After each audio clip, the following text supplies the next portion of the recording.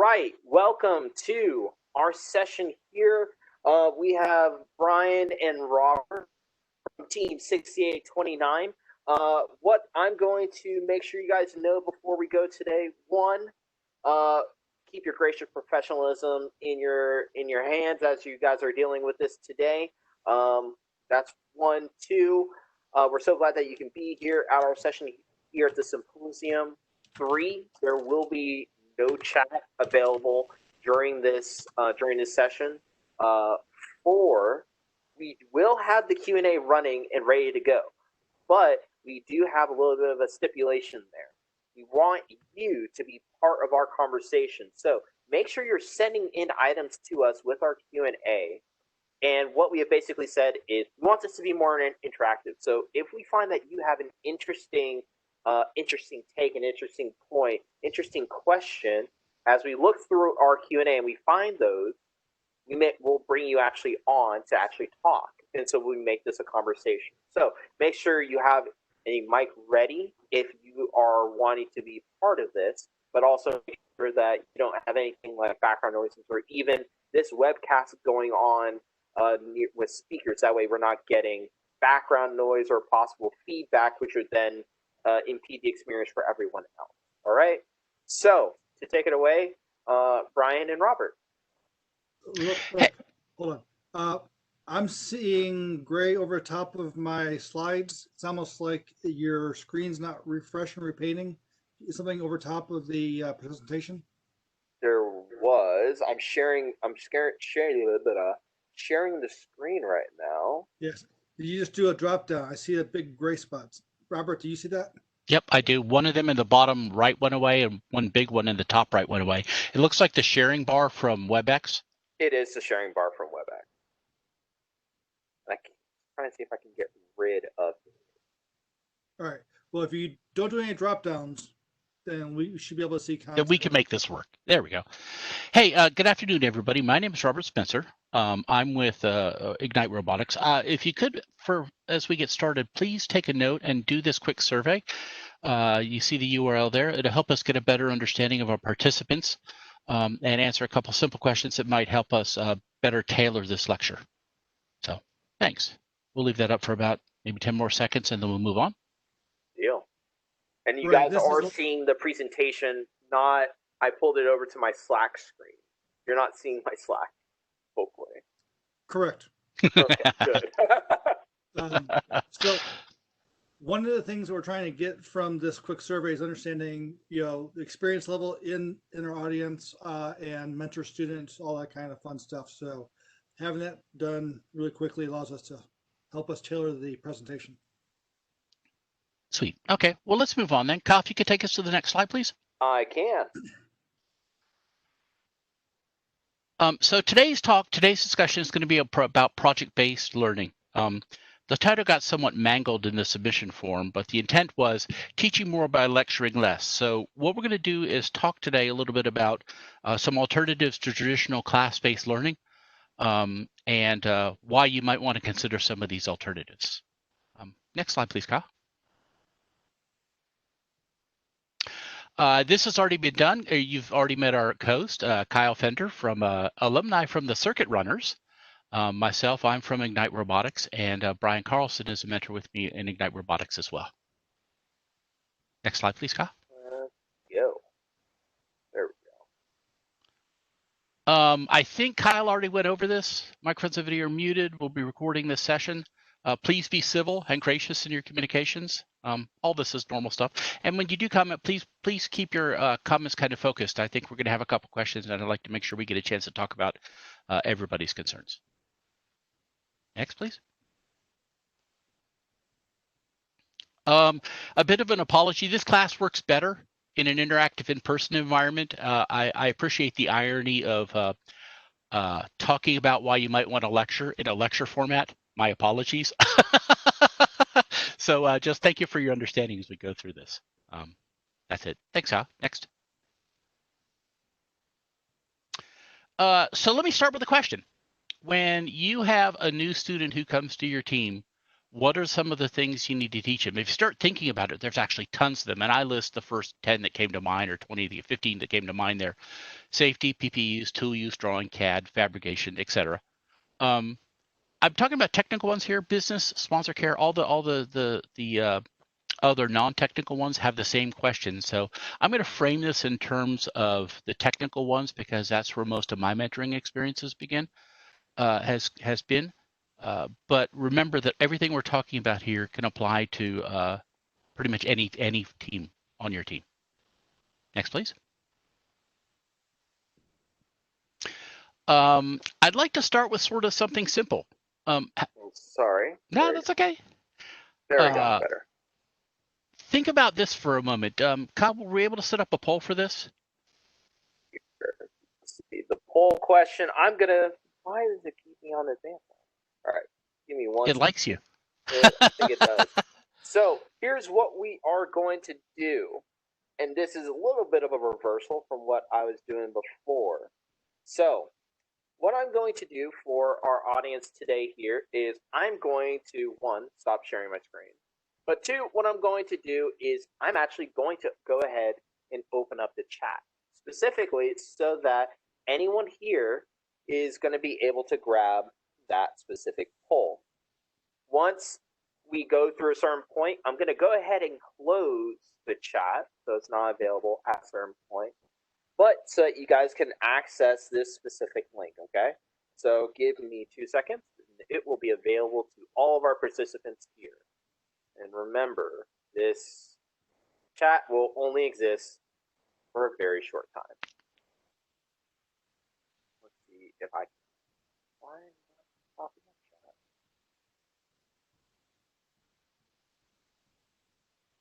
Oh. Chat. So the first virtual symposium I know. is a learning experience for all of us, right? I'm usually ready to put the chat off the screen. Now, when we need it, it won't come back. There we go. Restore layout.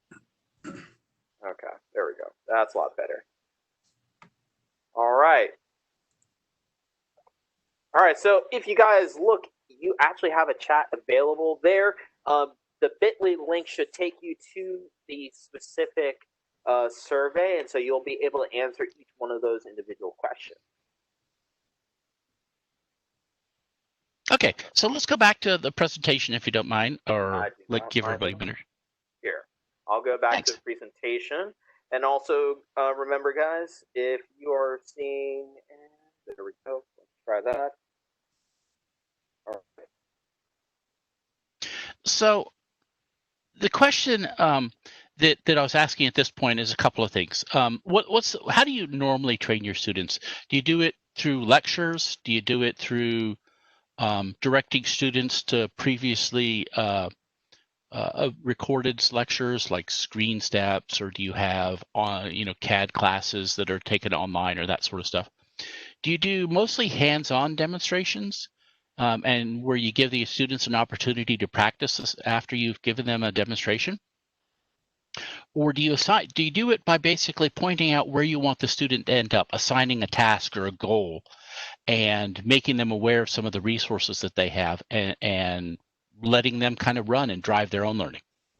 I'm guessing, without seeing the poll results, that mostly it's going to be lectures, and that's perfectly fine. That does work.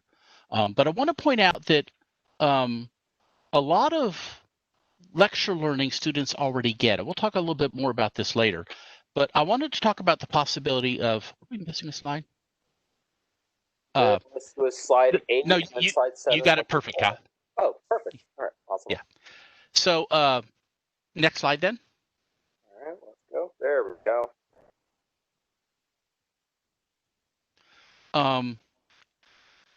One of the strongest things that helps support the idea of project-based learning is learning can sometimes be a side effect, right? The goal is I want to learn how to do something, not I want to know something, right? And if you think about it, this all happens all the time.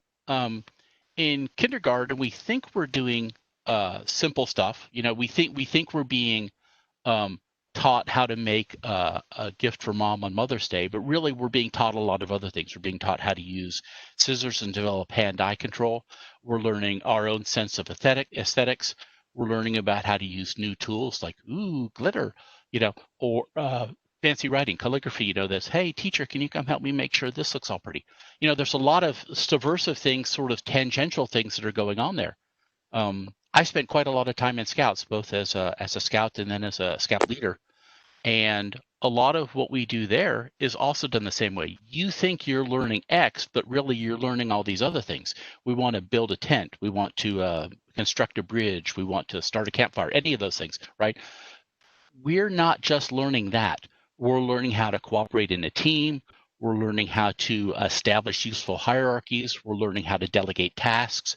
We're learning how to do, you know, all the things that later in life we would call leadership skills or ability to work well in a team or professional skills.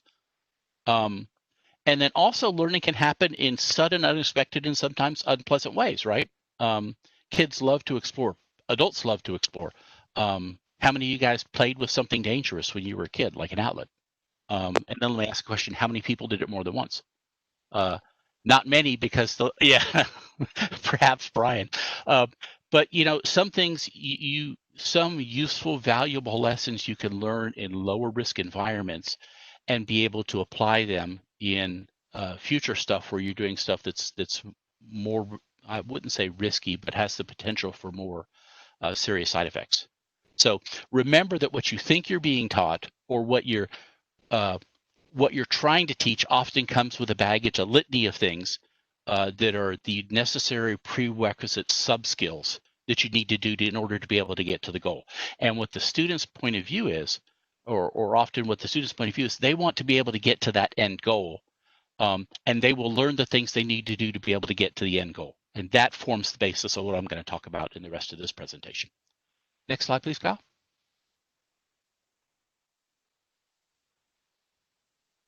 So, the truth. Honestly, learning something to be able to do it always trumps learning something just to know it.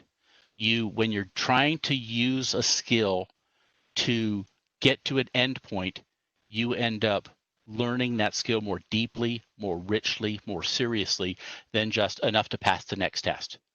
I mean, I'll give you an example out of my own life. 30 years ago, I was trying to set up UUCP, which is, if you've never messed with it, it's a Unix to Unix automatic copy thing. I still know how to do that because I spent 2 weeks getting irritated and frustrated and having digging into it and figure it out. I had to learn so many things on the way to getting there. It's still 30 years later is in my brain, right? Always learning and having practiced and being able to know a skill enough to be able to do it trumps the level of the skill that you'll need to do to be able to pass a test. You've reinforced it and you have got something cool, something tangible, and we'll talk about this as a key criteria out of it. So today, many of us do this. School is based on this, right? We tell the students what they need to know. We have the students memorize it, and then we assign students a problem or a test to illustrate how to use it. I'll point out the students, and no offense, I think I saw some teachers in here. I think Mike Riley I saw in here. A lot of traditional teaching is based around talking at students and pouring knowledge into them. The students become sort of a passive vessel for what we're trying to put in. That works. That's worked for a long time, but there may be a little bit of a better way to do this. And they're already getting this done for hours every day. Next, please, Kyle.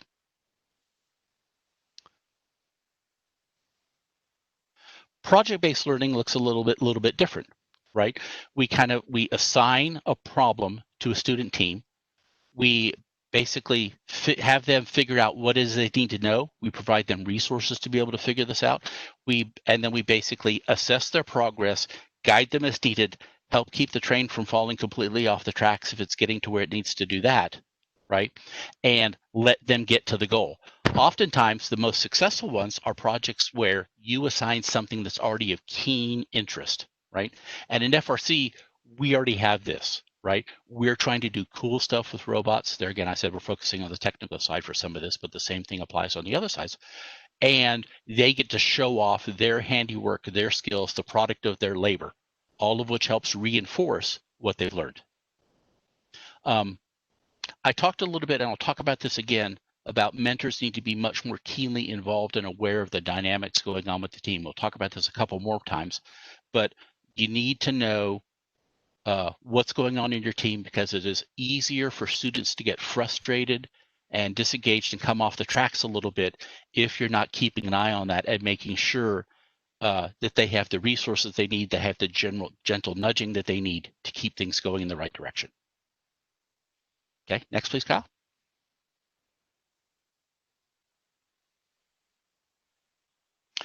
So I'm going to spend some time talking about project-based learning or problem-based learning. Here's a list of things. I'm not going to read them all to you. Basically, you're trying to get the students to where they're excited and want to accomplish a goal. Mentors have to be much more in tune to the meta and much more attuned to the social dynamics going on. Sometimes lecturing is still an important point. An example I was discussing earlier today is safety stuff, care stuff, team conduct stuff is all perfectly fine doing through lectures. And, honestly, lectures are where you want to do some things like safety, because you don't want to do that as a practical thing. I've done that twice now, and I'd rather not do that again. So remember that there's still a place and a time for making sure that students understand the basics, the ground rules, or even during the middle of it, if there's a certain checkpoint that they need to reach, it's still okay to talk with them about it. Project-based learning is generally done in teams. There still is a place for individual stuff, but honestly, the other thing you're trying to accomplish, not just, hey, build us a swerve module, is you're also trying to learn, get the students to learn how to work together and do all of the things I talked about in a previous example, a little about scouting, learning how to communicate well, learning how to status well, learning how to trust the others to take care of their stuff, learning how to support them. These skills are in many ways more important than the technical skills, because if you get somebody who can play well together to add to a team and make a team more effective than the sum of its components, that is a super useful professional skill and ought to be one of the things we're trying very hard to get done. As I've said for many years, I'm not trying to build robots. I'm trying to build students, and the robot is a tool to do that. The same applies here. I want to say a couple more things. Generally speaking, longer projects are good. With longer projects, I would say 2 weeks is often a useful marker for that. In the scholastic environment, this is usually all term, but we don't really have the time in that for our schedule for that sort of thing. And finally, remember that this is a tool like the other learning tools that you have. You can use that. Lectures have a place. Demonstrations have a place, project-based learning have a place, other learning techniques may have a place as well. Pick the combination that works with your team. And I would strongly recommend you not jump into all of PBL wall-to-wall all at once. It takes some learning on both the parts of the students and the parts of the mentors to get this well. And I'll talk about some of the issues in a little bit. Next, please, Kyle. All right, let's go. I apologize for the finicky mouse. I'm about to go under my desk and fix it. But there we go. We're doing great. Thanks, man. So why consider? There's a list of things here, but fundamentally it comes down to it increases students' learning. It increases students' involvement. It increases how much they remember. It increases their attachment to the program and retention, which is something Brian Carlson is going to talk about here in a few minutes. It shifts the focus from the student being passive to the student being the center of it. The student is self-responsible for learning, right? They are the people who have to understand what they need to know to get there. Now, mentors can put some framework around that. Mentors can put, say, hey, you may want to consider these resources. Mentors may see what they're doing and go, hey, you might want to go check that out. Because of their experience, they might know good things just in time to deliver to the students. And you should certainly be doing that. It teaches the leadership skills we talked about. It gives them an opportunity to immediately demonstrate the skills. They get immediate reinforcement of learning that they've done. As soon as they acquire a skill, they're acquiring it to put it to immediate use. And it also helps. One of the side effects that we found is it helps make it possible to put students with different levels, different levels of proficiency, different experience, and all that sort of stuff together in a team that works well. They can sort of not only mentors as teachers, not only themselves doing inquiries as a learning experience, but they can also learn from their other students. If all of them are pulling together towards to get to a specific goal, it tends to force that intercooperation much more readily than lecture-based stuff does. And finally, when you get to the end, when you have developed your product, when you have learned your goal and produced the artifact that you're intending to produce from it, it helps reinforce why you did it and helps make you far more proud. In a lot of the reading that I did about PBL and some of the research about it, the idea of having some artifact doesn't need to be tangible, though it often is. Having some artifact and being able to show that artifact beyond the team that developed it is key for reinforcing this idea of accomplishment and reinforcing the learning. Next slide, please.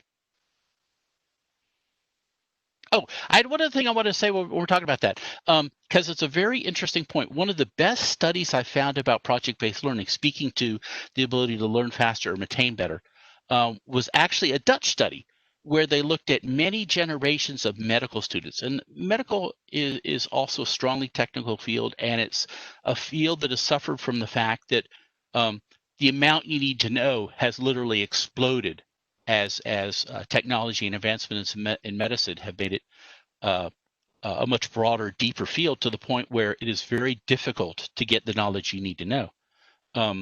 So they mostly it's a very punishing, very intensive lecture component paired with a very, very large practical component. And they were finding that it's basically at least 2 full-time jobs, and it's a huge struggle. So there was a study done where they kind of did compare project-based learning to non-project-based learning in the education of medical students, and found on average that medical students who were trained using project-based learning techniques basically graduated at about an 8% higher rate, and on average mastered the necessary material about 5 months sooner than using a traditional mechanism.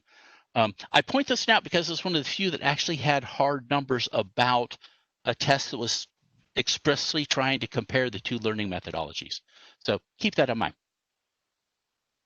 So what's project-based learning? Basically, the project is the vehicle, the student is the center, and they will figure out the skills that they need to do to get there, and they will be forced to interact more and better with students and mentors. Like I said, they also have a real-world application, and the results are shared so that they have reinforcement of what they accomplished. Next, please. And there are a couple of things it's not. So use this to help you gauge and set up your project-based learning endeavors. It's not an individual project. Individual projects can be done, and there's a place for individual effort inside project-based learning, but a strong component of project-based learning is the reinforcement and learning of social skills that make this a much more effective mechanism. And it's not a presentation. I hesitated to add this, but it came up over and over and over again in my research, and that is a project to make a shooter. That's a project that could be a project-based learning project. A project to make a presentation about how to make a swerve drive, that's not project-based learning. So it's practical, it's teamwork, it's of a useful duration, it's trying to accomplish a specific goal, and at the end you can show that off. So remember these as you keep it in mind to make sure that you're actually doing what is thought of best practice of project-based learning. Next slide, please. A couple of areas of concerns. I'm not going to read these to you, but remember the project-based learning is a little bit different. It may take longer to adopt.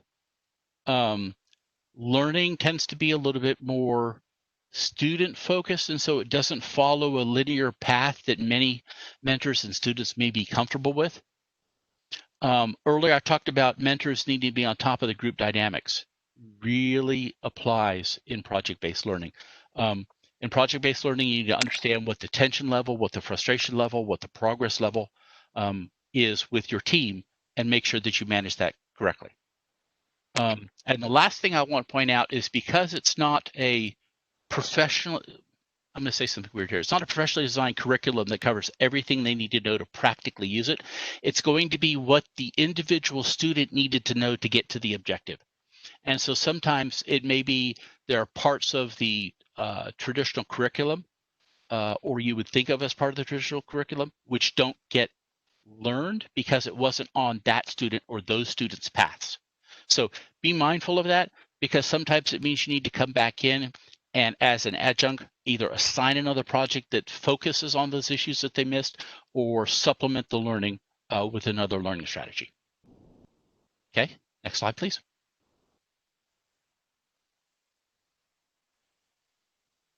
Here I'm going to hand it over to Brian Carlson, who's going to talk a little bit about one of our personal experiences with project-based learnings and what came out of that. Brian? All right, so we sort of fell into project-based learning by accident. It all started out back in the 2014 season. As my first year on a team. I was sort of helping out mid-season, but going into the following year, it was clear we needed to have a training program. So we went the traditional route, which is we're going to go ahead and have a class, and we ended up doing that over the summer.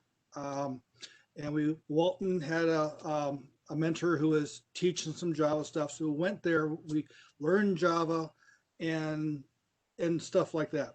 Right. So over the summer, they retained the material. And it came time for kickoff, which was, 3 months later. And all that learning went down.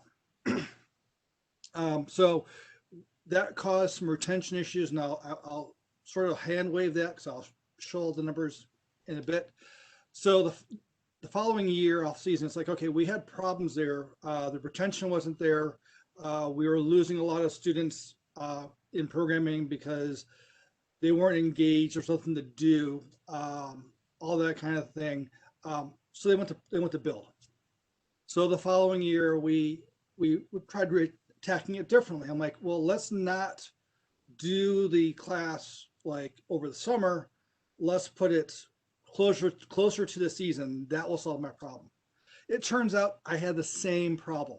It was still a little bit away. So in the season, I started trying to okay, all the junior programmers, the rookies on the team, I'm going to take them off to the side. And so the ones that retained it or are veterans, they can keep programming right on the robot, and I'll work with the junior programmers and get them going on stuff.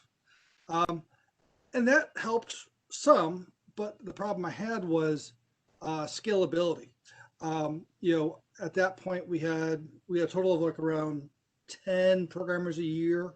So I got 3 or 4 off to the side, and when you have 4 or 5 programmers trying to teach them Java and syntax, the typical way of, I'm teaching you Java. When you know Java, you're going to do this next.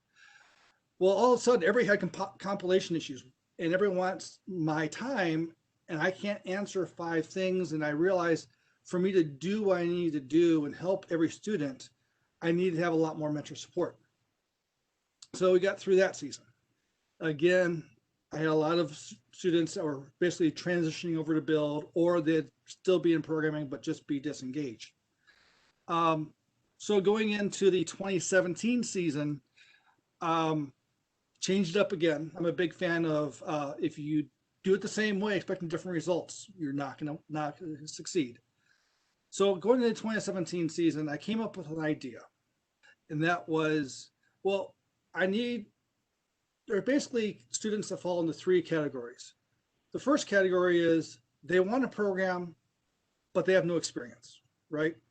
The second category is they have some experience and they know syntax, right? So I need to get all the people that know Java, don't know Java, to kind of know Java. Then I have to teach them. And so those are my rookie programmers, right?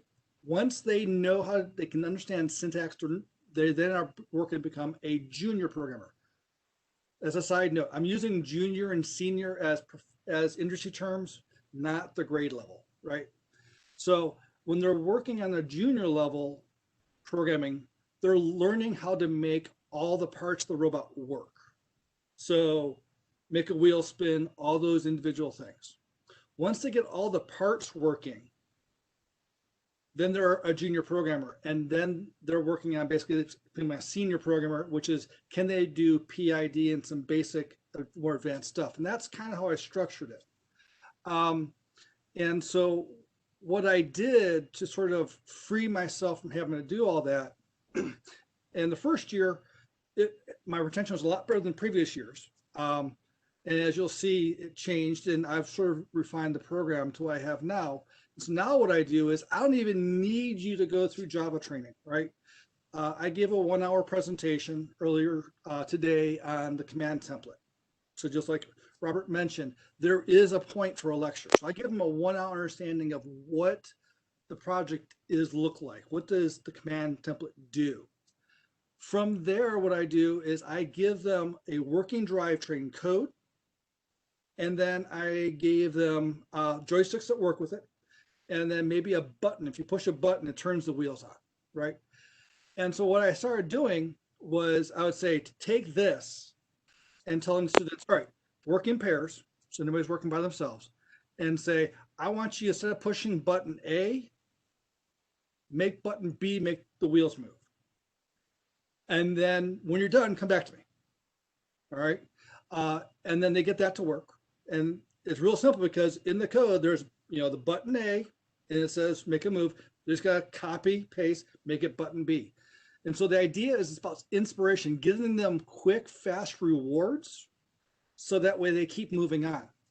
And then I'll go through, all right, now you've made the button move on, made the motors move on button B, make it move in autonomous, right? Okay, once you get that, well, make it move for 5 seconds. And I add these small little things, right? And so as they go through the season, they, I'll start giving them more and more stuff. It'd be like, when you stall the motors, the current spikes. So part of the junior program is, all right, hold the wheels, turn the motor on at like 15% power or something, so you can hold the wheel, spike the current, turn it off. When you let go of the wheel, it should say stopped. So they start learning that kind of stuff. It became really effective. One of the things that came out of that, which really shocked me, and I'm quite proud of, we are having a student visit our team, and they're thinking about joining, and they're interested in programming. And so I met him previously, and I told him about the program. And when he came back, he had some more questions. And I'm like, well, I already told you what I've already gave you my song and dance. Let me get one of our programmers. And I brought over one of the programmers. I said, so, you just went through this. Tell this new student what you've gone through and what it was like for you. And unprompted, he actually said, well, they didn't teach me how to program.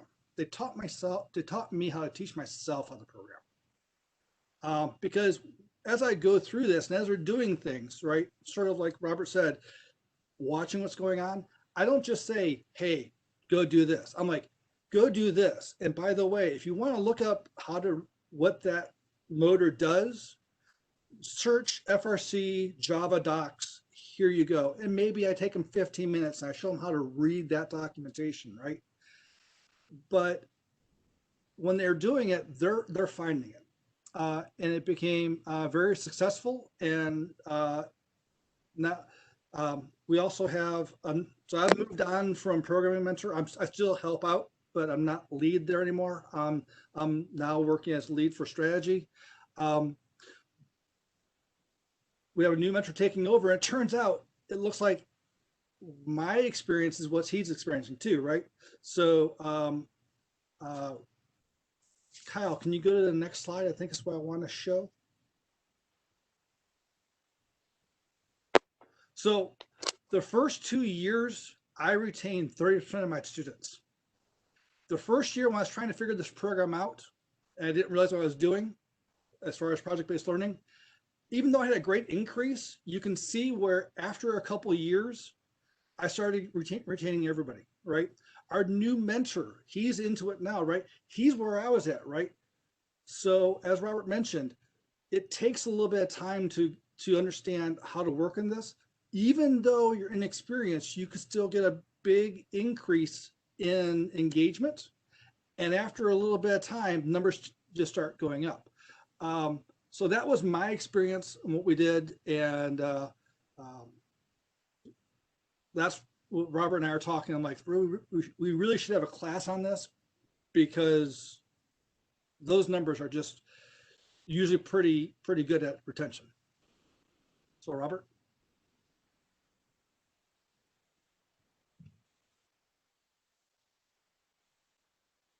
All right, do I progress forward?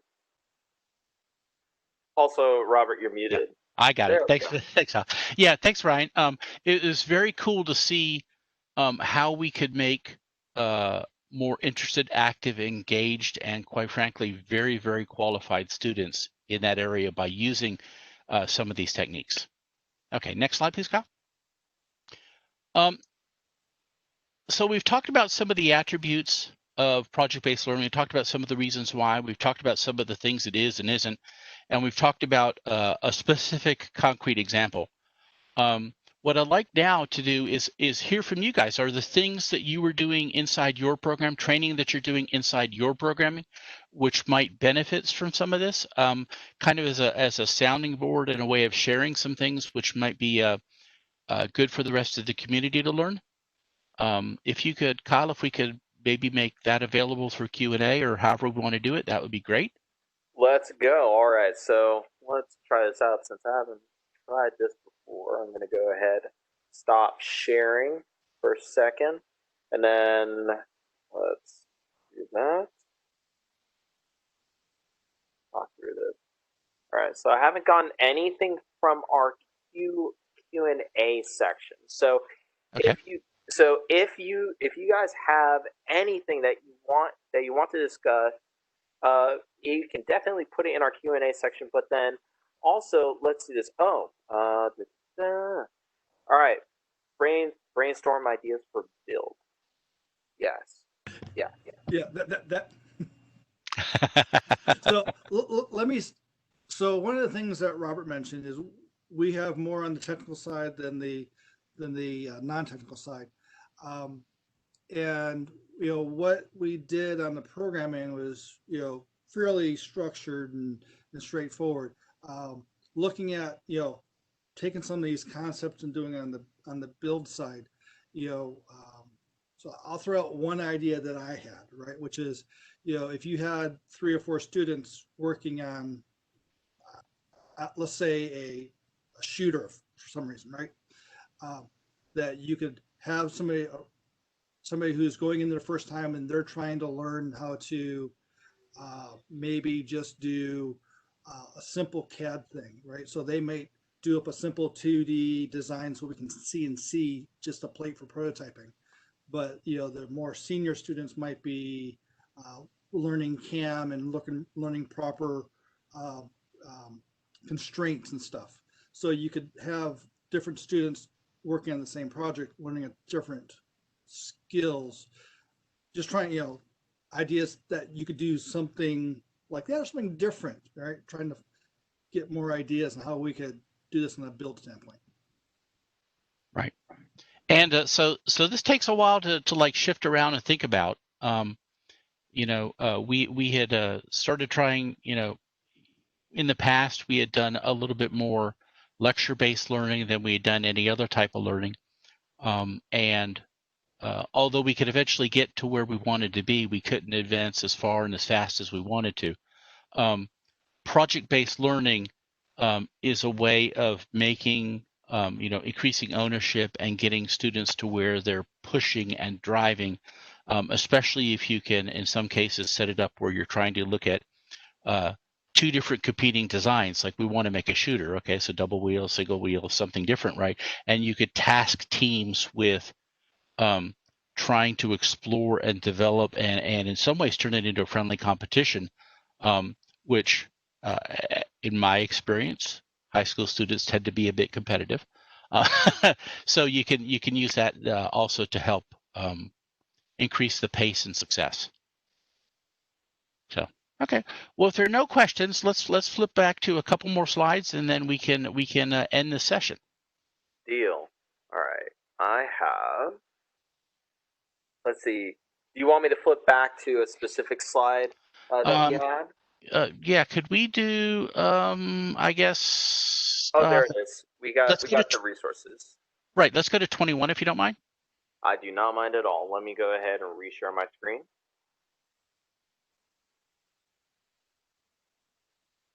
All right.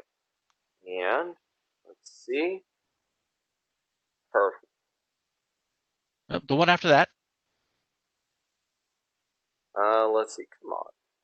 There we go. And let's go ahead and move forward there. Perfect. So I pulled together some of the things that I looked at that were non-paywalled about how to some various aspects of PBL, project-based learning. Many of these are directed towards general education, so we kind of have to tailor them, of course, to the first experience and what we want to see in there. Kyle, have we decided how we're sharing presentations yet? Has that been? So from what I've been told through some of the Georgia First people, the methodology that we're going to take is that all of the presentations are going to be available at georgiafirst.org. And the specific methodology may be that we take what we already have on the website in terms of each of the different courses and then link it to the specific recording of what's going on.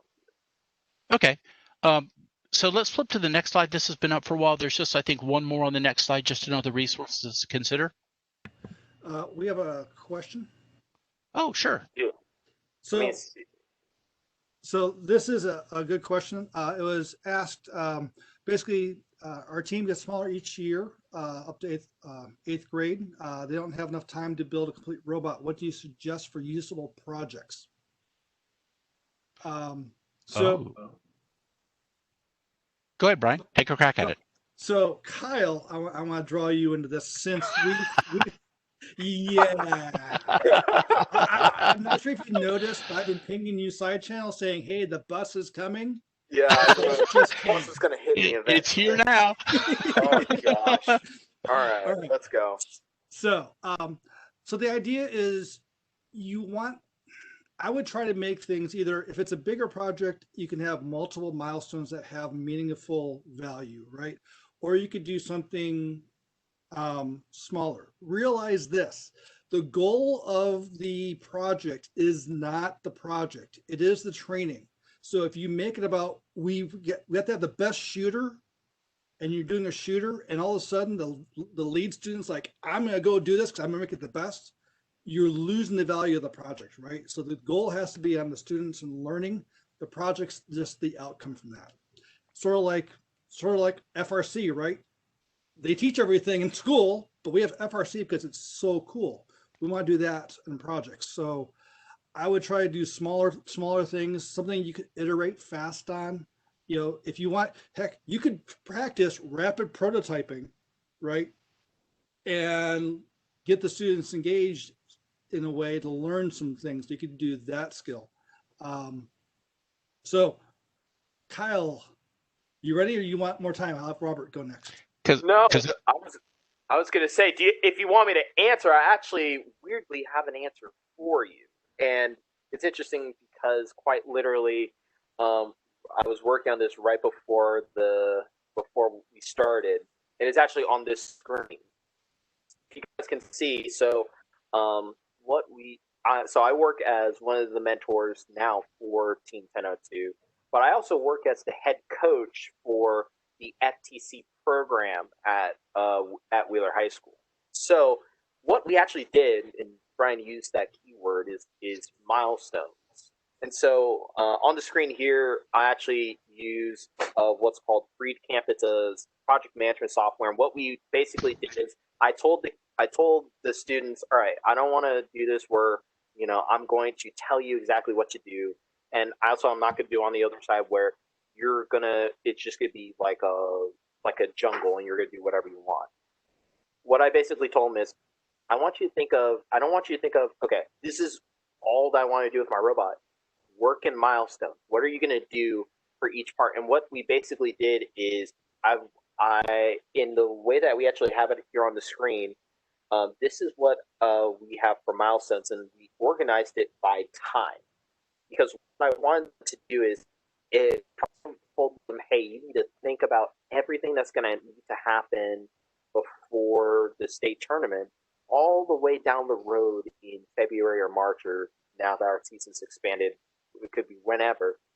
I don't need you to think about all of that right now. But what I do want you to think about is bite size.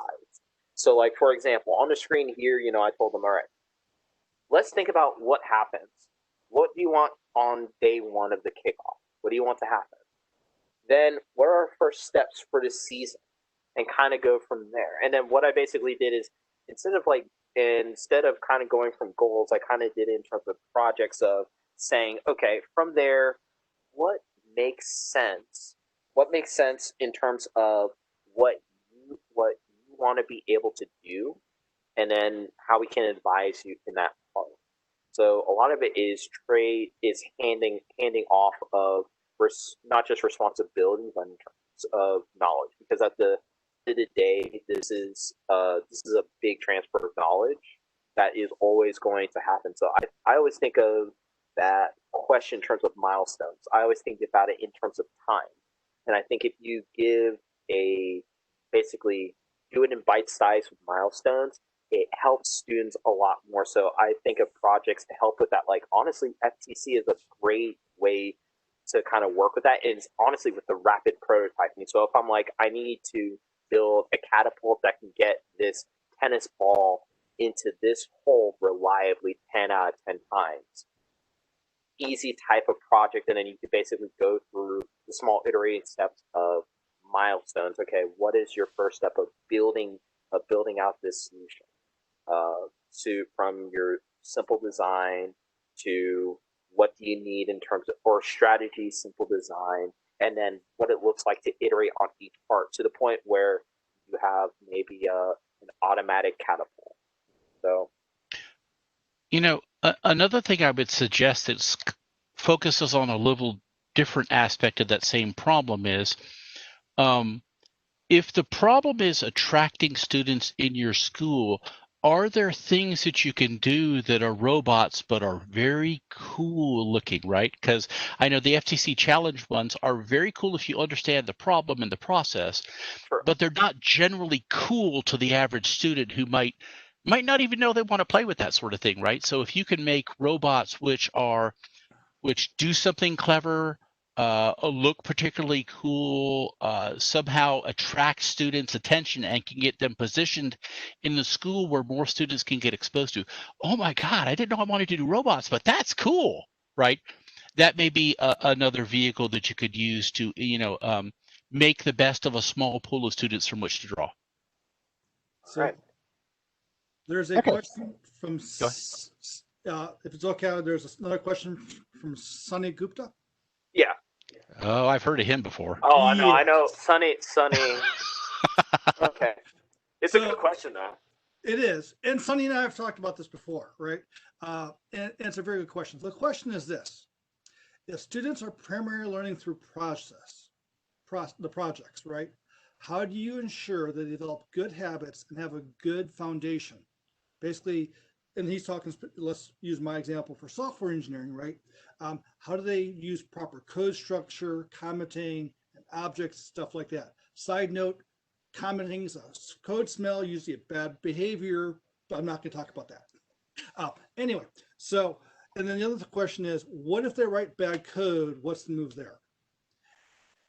And the answer is, so it's multifold. One, with the 2020 framework, the structure, how you write the codes in the command template is actually, they don't know it, but actually doing a lot of very good software engineering techniques. The process they're doing is the foundation for unit testing in the real world. So that's one thing. But the real answer is, I don't care.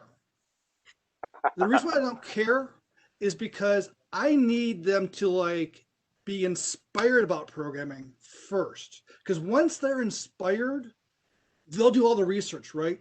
And so my first year is not about trying to make sure they write great code. They're going to, they don't know it because they're going to follow along the command template, right? And I sprinkle in things here and there, even in the command template talk I did this morning. I explained inversion of control in that talk. I didn't use fancy buzzwords. I just said, I hate Keurigs because I can't put my coffee in. They tell me what coffee to make. I want to control that, right? You see what's in the background of Kyle's? I mean, he is hardcore. Yes. So the idea is get them there. Now, the first year programmers aren't going to be programming on the bots, right? Once they get all these skills done, then they can start working on the bot. And maybe by week 3 or 4 of the competition season, they have all the skills done. But this whole time, for the first 10 to 12 weeks, they've been independent, working on their own or working in pairs, right? Unsupervised. So they're fully engaged during the season while you're able to help other programmers. Once they have that success, then you're like, hey, so you do all this stuff over here. How can we do, let's talk about unit testing, right? And so I look at that as years 3 and 4 of their journey, not years 1 or 2.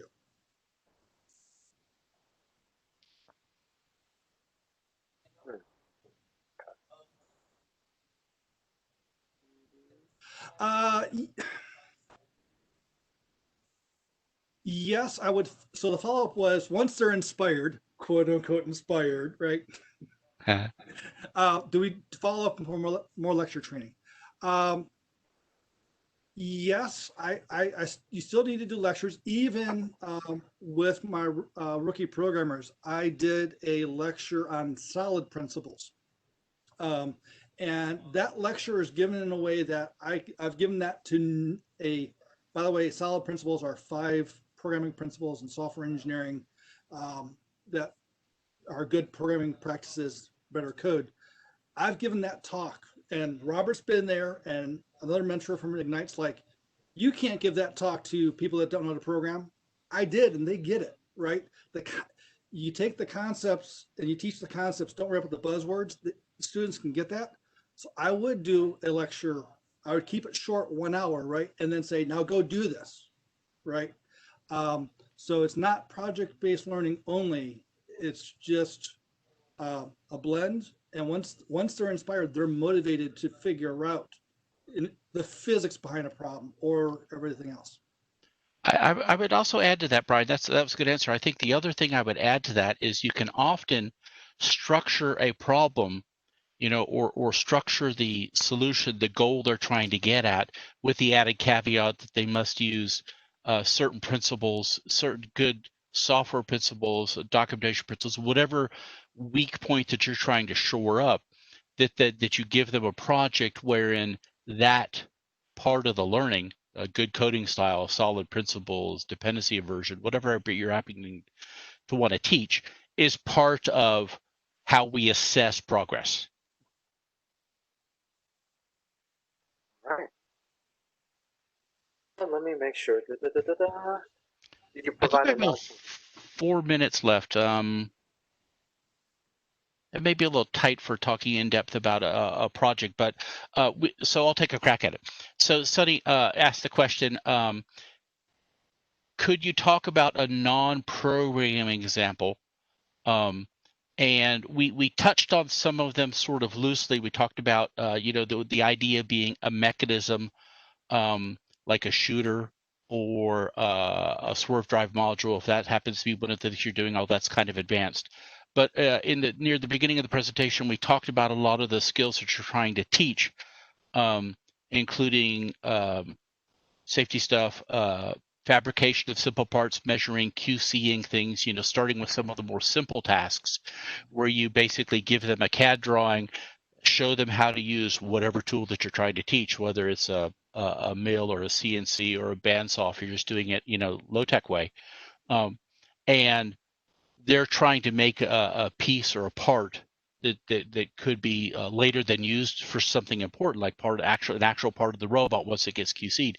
And so you can have, learn how to use these 3 tools to fabricate this non-trivial part to an engineered spec, right? A CAD drawing would be a good example of one that you might use for younger or beginning students. So I want to sort of touch on that a little bit. And this is something I've just been mulling around in my mind about how can we do this, the approach that we did in programming. So if you had a group of 4 or 5 students working, let's say on a shooter, right? The rookie needs to learn something that's different than the second year versus the third year. So if you had a CAD of just the face of one of the walls for the shooter, and we needed to put the holes in the right spot so we can see that, that would be very easy to give that CAD without the holes to a rookie. So all they have to do is put the holes in, right? So once we do the first CNC and they test it the first time, that student's learning just how to put holes in, right? The people that then the next, you have another student that they've been doing it a little bit, so they're trying to add some constraints, right? So they have the same CAD with all the holes, and they're trying to go through and fully constrain it. Now they're not, they're both working on different, the same CAD, but at different points of time, right? So it's almost like the veterans working with the rookie stuff, and they're adding all the constraints. So they're both producing the same part, they believe. The one that gets printed out is the one that the veteran who knows how to do the CAD, and he's learning the CAM process, and so he's got a finished piece that he already knows that we're going to be putting stuff in, and he's trying to learn how to figure out how to manufacture and do the CNC. That's kind of an approach. Another twist on that, and I think this was mentioned earlier in the talk as well, beginning CAD students might be creating 2D diagrams for flat plate printing for prototyping. More advanced students may then be doing the next levels of that, where they're doing parametric and design intent focused CAD, to make the real pieces that you're going to use once you validated the prototype. So I guess one last thing there. I see we're out of time. If you could flip up slide 23 real quick, our email addresses and our presenting team today. Yes, please. I can do that for you. Let's finalize that. And there we go. So if you have, let's give it a second to load. Yeah, that looked like 2 slides at once, right? Yeah. There you go. So thank you very much, Kyle, for hosting. Thank you very much, Brian, for helping present. If you need to get in touch with us, would like to ask questions later, please feel free to reach out to myself. I'm assuming Brian would be open to receiving them as well. So don't hesitate. We're happy to help. And other than that, thank you very much for coming today. I hope you got something out of this. I definitely did. Also, I want to remind everyone, we still have another set of items that we're going to be doing here at the symposium. We have, I believe, 2 more sets of sessions, and then we will be concluding this year's virtual symposium. You can go to our website, georgiafirst.org, to go and check for more offerings. Definitely take a look at the last couple offerings. I think I had to stay here in the classroom too for a session, but I want everyone to just see what's been going on, because we've had 2 great days of sessions going on, and it's going to be great. Also, remember, we're going to have this available through Georgia First, so check your emails for recordings and for these presentations. And finally, thank you to Brian and Robert. Thank you so much for the presentation. Much appreciated. Absolutely. Thanks again. Have a great day, everybody.